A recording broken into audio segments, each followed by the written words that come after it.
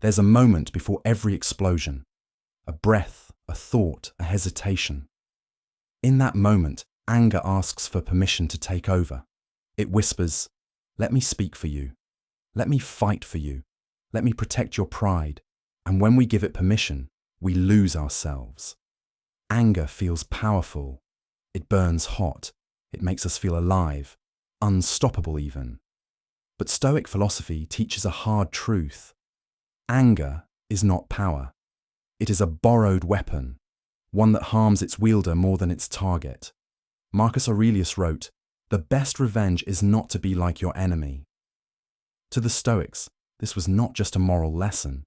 It was a survival strategy for the soul. When you allow anger to control you, you become exactly like the thing that provoked you.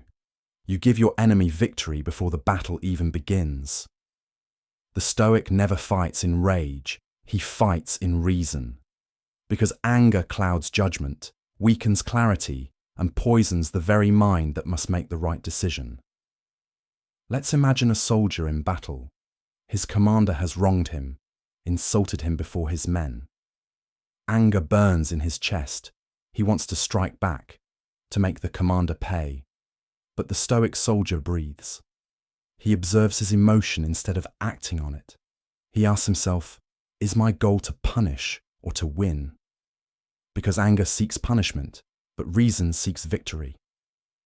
Seneca once said, "Anger is like falling into madness." And that is the truth we often deny. When anger rises, our mind narrows. We stop thinking. We start reacting.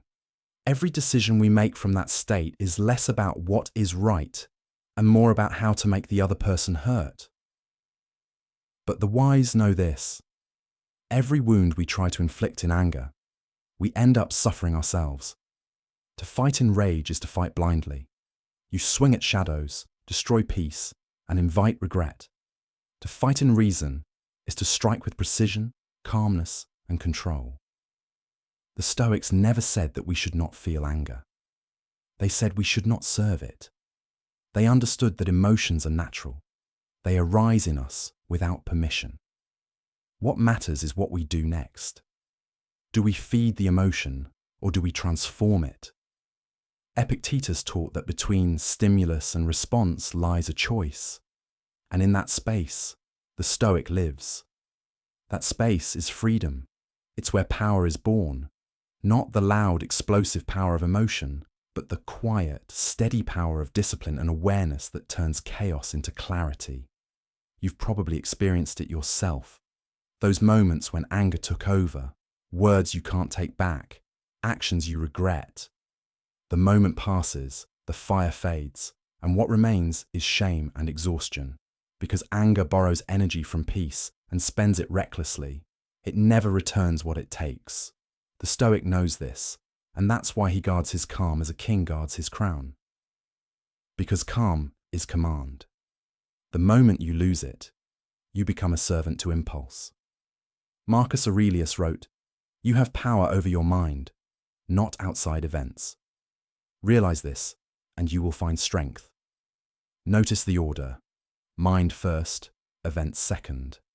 The Stoic sees anger not as an external attack, but as an internal failure to maintain order.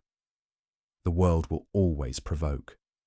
The question is not whether others will test you, it's whether you will hand them the key to your peace. In today's world, anger has become entertainment. Online, in traffic, in politics. We are provoked constantly, conditioned to react. Outrage gets clicks, calm gets ignored. But if you study the Stoics, you learn that outrage is the language of weakness. Calm is the language of mastery and true mental control. The Stoic man or woman stands firm, not because they are emotionless, but because they have trained their emotions to serve reason. They do not suppress anger, they convert it. They ask, what is this anger trying to tell me? Is it warning me of injustice? Then let me act with justice, not hatred. Is it showing me pain? Then let me heal it, not spread it. In that way, anger becomes a messenger, not a master. Seneca warned that anger always begins with a sense of injury, real or imagined. We believe we've been wronged, disrespected, or misunderstood. But how often do we pause to ask, was it really an attack? Or was it my ego feeling insecure? The Stoic looks inward first. He examines his own perception before he condemns another's action. He knows that most pain begins in thought, not in reality.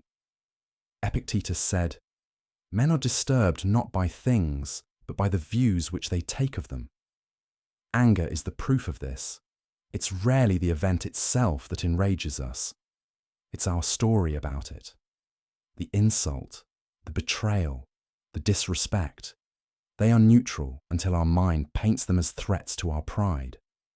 So the Stoic asks, is my anger useful? Does it serve the greater good, or does it simply feed my ego? If it serves no purpose, it is discarded. If it reveals truth, it is refined into action, calm, intelligent, and focused. That's why the Stoic never shouts, never rushes, never reacts. He responds. Look at Marcus Aurelius, the emperor of Rome, burdened with power, betrayal, and war. Yet his writings reveal no hatred, only understanding. He could have commanded armies in anger, yet he commanded himself instead, because he knew controlling others begins with controlling oneself. In contrast, history is full of rulers destroyed by rage, kings who started wars over insults, leaders who lost empires to pride. They all wielded anger as a weapon, forgetting it was borrowed, not owned. And when anger's power was spent, it turned on them. So how do we apply this ancient wisdom today? When someone provokes you, pause. When your blood begins to boil, breathe. The Stoic does not deny the feeling. He delays the response. Delay gives birth to clarity. Ask yourself, if I act now, will I regret it later? Will this choice preserve my peace or destroy it? If the answer brings peace, proceed. If it brings regret, stop. That pause is mastery. That silence is strength. In every confrontation, there are two battles, the one outside and the one inside. The external fight may be with others, but the internal fight is always with the self. The Stoic's goal is to win the inner battle first, because once you control the inside, nothing outside can defeat you.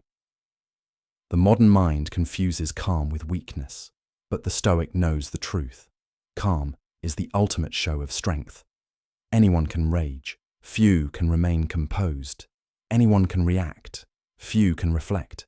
To be calm when insulted, patient when tested, and thoughtful when provoked, that is real power. That is freedom. Every time you refuse to act in anger, you reclaim energy that can be used for creation instead of destruction. That energy becomes focus, growth, wisdom. Anger drains, calm builds. Think of your peace as a fortress. Every angry reaction opens the gate and lets the enemy in, but every moment of self-control strengthens the walls. The Stoic doesn't build walls to hide from life. He builds them to protect what truly matters: clarity, dignity, and reason. Seneca once wrote, "He who can restrain his anger can restrain anything," because anger is the root of chaos. When you tame it, you tame every other emotion. And so, when life tests you, and it will, remember, every insult, every injustice, every challenge is a chance to practice mastery. Don't waste that chance by reacting like everyone else. Be different. Be deliberate. The world rewards noise, but wisdom whispers. The Stoic chooses the whisper. When someone mocks you, smile. When they lie about you, stay silent. When they betray you, walk away in dignity. That doesn't make you weak. It makes you untouchable. Because nothing disarms an angry person like your calm. They feed on reaction. Your silence starves them. So the next time anger calls your name, don't answer. Let it pass. Watch it come and go like a storm over the sea. The water beneath remains unmoved. Be that water, steady, deep, and unbreakable, no matter how violent the waves above may seem. Remember this: Anger is a borrowed weapon. It feels powerful, but it's not yours. Use it, and it will use you. But reason, that is yours forever. That is the sword the Stoic sharpens every day. Be unshakable, not because the world is kind, but because your mind is disciplined and your soul anchored in wisdom. If this message resonates with you, take a deep breath, stand taller, and remember, you are not your anger. You are the calm behind it. Choose reason, not rage.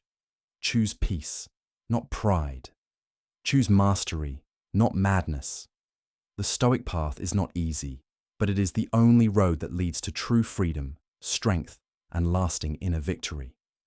Subscribe for more Stoic wisdom, for power that cannot be stolen, and peace that no chaos can touch.